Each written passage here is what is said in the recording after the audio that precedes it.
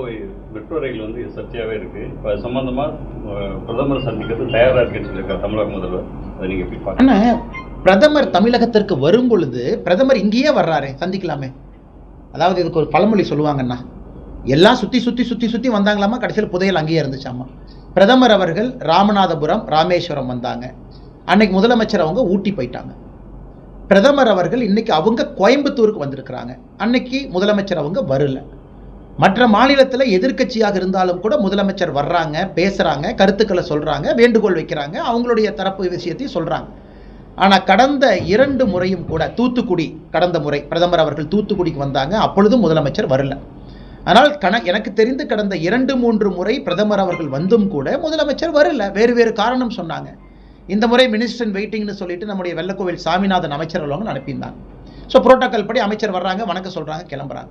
அதனால் முதலமைச்சர் அவர்கள் தான் அவங்க இன்ஸ்டிடியூஷனை பயன்படுத்தி பிரதமர்கிட்ட முறையெல்லாம் கேட்கலாம், அவங்க கருத்தை சொல்லலாம். ஆனால் இந்த விஷயத்தை பொறுத்தவரை முதலமைச்சர் அவர்களுக்கு கோவையிலும் மதுரையிலும் மெட்ரோ வர வேண்டாம் என்கின்ற எண்ணம் தான் முதலமைச்சருக்கு இருக்குது. மெட்ரோ வர வேண்டும் என்கின்ற எண்ணம் இருந்தால் அந்த டீடைல்டு ப்ராஜெக்ட் ரிப்போர்ட் DPR சரியான முறையில் தயாரித்து கொடுத்துருப்பாங்க, இவர் மேற்பார்வை பண்ணியிருப்பார். இல்லை டிபிஆர் நாங்கள் சரியாக தான் கொடுத்தோம், நிராகரிச்சுட்டாங்கன்னு முதலமைச்சர் நினச்சிருந்தா பிரதமரை சந்தித்து முறையிட்டிருப்பாங்க. அதனால் 2 இடத்திலும் கூட கவனம் கொடுக்காத முதலமைச்சர் அவர்கள் இன்னைக்கு அரசியலுக்காக நான் டெல்லி போய் பிரதமரை பார்ப்பேன், இங்கே போய் பார்ப்பேன்னு சொல்கிறாங்க. பிரதமர் தமிழ்நாட்டுக்கே வரும்போது நீங்கள் பார்க்கல, டெல்லி போய் பார்த்து என்ன நீங்கள் செய்ய போகிறீங்க? அதனால் திரும்ப திரும்ப நாங்கள் சொல்லுகின்றோம், அந்த கடிதத்தை நாங்கள் வெளியிட்டிருக்கிறோம், எங்கள் தலைவர்கள் பேசியிருக்கிறாங்க. எங்களுடைய கோயம்புத்தூர் தெற்கு தொகுதியினுடைய MLA மரியாதைக்குரிய வானதி ஸ்ரீனிவாசன் அக்கா பத்திரிகையாளர் சந்திப்பு நடத்தியிருக்கிறாங்க. என்ன பிரச்சனை, அவங்க கொடுத்த ரிப்போர்ட்டில் என்ன தவறு, எல்லாமே சொல்லியிருக்கோம். நாமளும் பல இடத்துல பேசியிருக்கோம். ஆனால் மத்திய அரசு நிராகரித்து கொடுக்கவே மாட்டோம் என்று சொல்லவில்லை. நீங்கள் கொடுத்திருக்கக்கூடிய டீடைல்டு ப்ராஜெக்ட் ரிப்போர்ட் DPR என்று சொல்லக்கூடியது ஃபால்ட்டியாக இருக்குது, அது வரைமுறைக்கு உட்பட்டதாக இல்லை, அதை சரி பண்ணுங்க, இந்த DPR அப்ரூவ் பண்ண முடியாதுன்னு தான் சொல்லியிருக்கிறாங்க. மாநில அரசு மறுபடியும் கலந்தோசித்து, டெக்னிக்கல் எக்ஸ்பர்ட்ஸ் இருக்கிறாங்க, டிராஃபிக் எக்ஸ்பர்ட்ஸ் இருக்கிறாங்க, அவங்ககிட்டலாம் கலந்தாலோசித்து சரியான DPR ப்ரிப்பேர் பண்ணி மத்திய அரசுக்கிட்ட மறுபடியும் சப்மிட் பண்ணணும். பாரதிய ஜனதா கட்சி ஏன்னா எங்கள் கோயம்புத்தூருடைய MLA வாக்குறுதி அறிக்கை அவங்களே சொல்கிறாங்க, நாங்கள் மெட்ரோவுக்காக நிற்கின்றோம், நாங்கள் கோயம்புத்தூர் மக்களுக்காக இருக்கின்றோம், மதுரைக்காக இருக்கிறோம், நாங்கள் சொல்கிறோம். அதனால் இவர்கள் தான் இதை வைத்து அரசியல் செய்து கொண்டிருக்கின்றார்களோ தவிர நாங்கள் அல்ல. மாநில உரிமை பறிப்பதிலே பாஜக கவனம் செலுத்துறாங்க, அதே போல நிதி பகிர்வும் தெரியாத தரதில்லைன்னு சொல்லி MP கனிமொழி சொல்லியிருக்காங்க. ஆனால் கனிமொழி அக்கா அவர்கள் ஒரு மூத்த MP, பலமுறை நாடாளுமன்றத்தில் இருந்திருக்கிறாங்க, பலமுறை பாராளுமன்றத்தில் பேசுகிறாங்க. அவர்களுக்கும் தெரியும் நிதி பகிர்வு தமிழகத்திற்கு சரியாக கொடுக்கல அப்படின்னா எந்த ஆதாரத்தின் அடிப்படையில் பேசுகிறாங்கன்னா, ஒரு ஃபினான்ஸ் கமிஷன் அதை பிரசிடென்ட் ஆஃப் இந்தியா போடுறாங்க, ஜனாதிபதி. இப்போ புது ஃபினான்ஸ் கமிஷன் போட்டிருக்கிறாங்க, சமீபத்தில் பிரதமரை சந்திச்சிருக்கிறாங்க, நீங்கள் பார்த்தீங்க. அவங்க எல்லா மாநிலத்துக்கும் டூர் பண்ணுறாங்க, ஃபினான்ஸ் செக்ரட்டரி எல்லாம் பார்க்குறாங்க மாநிலத்தில். அதன் பிறகு ஒரு ஃபார்முலா அப்ரோச்சை கொண்டு வர்றாங்க, அதை ஜனாதிபதி ஏற்றுக்கிறாங்க, அதை மத்திய அரசு ஏற்றுக்கிறாங்க. அந்த ஃபார்முலா படி தான் இத்தனை காலமாக நிதி பகிர்வு நடந்து கொண்டிருக்கிறது. இது காலங்காலமாக UPLலும் சரி NDLயும் சரி. எனக்கு கனிமொழி அவர்கள் புதிதாக எண்ணம் குற்றம் சாட்டியிருக்கின்றார்கள். குறிப்பாக இப்போ இருக்கக்கூடிய காலகட்டத்தில் இன்றைக்கி நீங்கள் பார்த்தீங்கன்னா தான் பெர்ஃபார்மன்ஸுக்கு NDA நாம 10 வருஷத்தில் தான் ஃபினான்ஸ் கமிஷனில் பெர்ஃபார்மன்ஸ்க்கு இன்சென்டிவ் கொடுக்குறோம். இதுக்கு முன்னாடி பெர்ஃபார்மன்ஸ்க்கு இன்சென்டிவே இல்லை. மக்கள் தொகைக்கு அதிகமாக முக்கியத்துவம் இருந்ததையும் மாற்றிருக்கோம். 1971 சென்சஸ் பாப்புலேஷன் எடுத்திருக்கோம், 2011 சென்சஸ் பாப்புலேஷன் எடுத்திருக்கோம். இதெல்லாம் பிரதமர் அவர்கள் செஞ்சிருக்கிறாங்க. 32% இருந்த நிதி பகிர்வு என்பது 42 விழுக்காடு. நம்முடைய மோடி அவர்கள் வந்த பிறகு தான் 10 ஆண்டுகளில் 42 விழுக்காடாக உயர்த்தியிருக்கிறாங்க. இது கனிமொழி அவர்களுக்கு தெரியும், தெரிஞ்சும் ஏன் போய் சொல்கிறாங்க?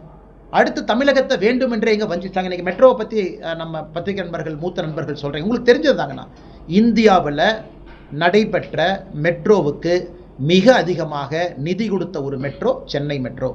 பெங்களூருக்கு அவ்வளோ நிதி கொடுக்கல. வேறு எந்த மெட்ரோவுக்கும் கொடுக்கப்படாத நிதி ஃபேஸ் 2 சென்னை மெட்ரோவுக்கு மத்திய அரசு கொடுத்துருக்குறாங்க.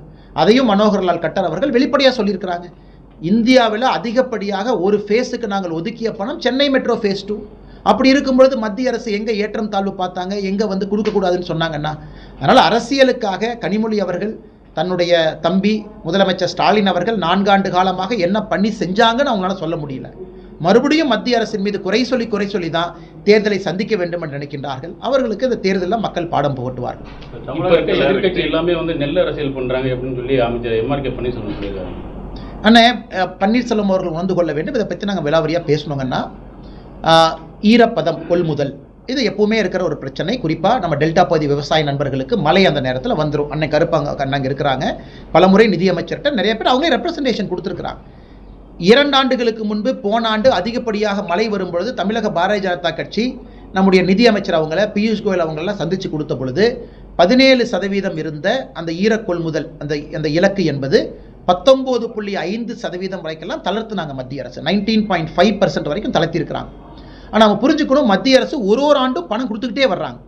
நீங்கள் நெல் கொள்முதல் பண்ணும் பொழுது ஈரம் வரக்கூடாது, புதிய குடோனை கட்டுங்க, இவ்வளோ பணம் வச்சுக்கோங்க, இத்தனை 100 கோடி வச்சுக்கோங்க, நெல்லை வேகமாக வாங்குங்க வச்சுக்குங்க, 48 மணி நேரத்துக்குள்ள வாங்கின நெல்லை கொள்முதல் நிலையத்துக்குள்ளே கொண்டு வாங்க, இவ்வளவு பணம் வச்சுக்குங்க. இவ்வளவு மத்திய அரசு வரையறுத்தும் கூட நாங்கள் மிக தெளிவாக சொல்லியிருக்கின்றோம். அந்த துறையினுடைய அமைச்சர் திரு சக்கரபாணி அவர்கள் 360 கோடி ரூபாய் இதில் ஊழல் நடந்திருக்கு. நாங்கள் சொல்ல டிரான்ஸ்போர்ட் அசோசியேஷன் லாரி ஆதாரத்தின் அடிப்படையில் சொல்லியிருக்கோம். 60 நாள் கொள்முதல் பண்ணியிருக்கிறாங்க. நெல்லை வாங்கினதுக்கும் கொள்முதல் நிலையம் வந்ததுக்கும் 60 நாள் ஆயிருக்கு, 1 வாரம் ஆயிருக்கு, 10 நாள் ஆயிருக்கு. வரும் பொழுது மேலே தார்பாய் போடுறதில்ல, மழையில் நனைஞ்சது வருது. எதற்குமே மாநில அரசு பொறுப்பேற்காம எல்லாம் விவசாய நண்பர்கள் மீது தப்பே கிடையாதுங்க. நான் சொன்ன தேதியில் அவங்க வந்து நிற்கிறாங்க, சொன்ன தேதியில் கொடுக்குறாங்க.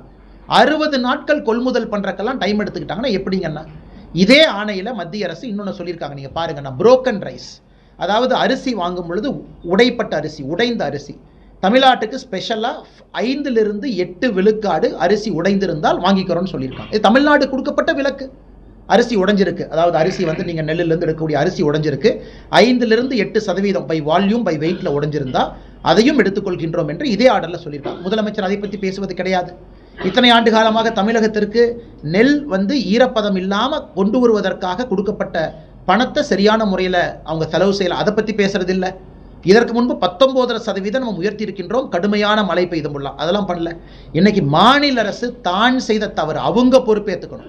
விவசாய நண்பர்கள் தான்னு சரியாக கொடுத்த நெல்லை இவங்க நனைய வச்சு, தார்பாய் இல்லாமல் குடோன் இல்லாமல் வெளியே போட்டு வச்சு நெல்லெல்லாம் முளைச்சு இவ்வளவு ட்ராமா பண்ணதுக்கப்புறம் கூச்சமே இல்லாமல் முதலமைச்சர் அவர்கள் பிரதமர் மீது அபாண்ட பழி போட நினைக்கின்றார்கள். இது டெல்டா பகுதியில் இருக்கக்கூடிய ஒரு விவசாய பெருமக்களுக்கும் தெரியும். இதில் குற்றவாளி யார் என்றால் தமிழகத்தினுடைய முதலமைச்சர் ஐயா ஸ்டாலின் அவர்கள். செய்திகளை உடனுக்குடன் தெரிந்து கொள்ள கீழ்கண்ட கேபிள் மற்றும் டிடிஹெச் நெட்வொர்க்குகளில் எம்நாடு செய்தி தொலைக்காட்சியை காணுங்கள். பாதகம் செய்பவரை கண்டால் நாம் பயம் கொள்ளலாகாது பாப்பா. மோதி மிதித்து விடு பாப்பா, அவர் முகத்தில் உமிழ்ந்து விடு பாப்பா. அண்மை செய்திகளை உடனுக்குடன் தெரிந்து கொள்ள இணைந்திருங்கள் எம்நாடு தொலைக்காட்சியுடன்.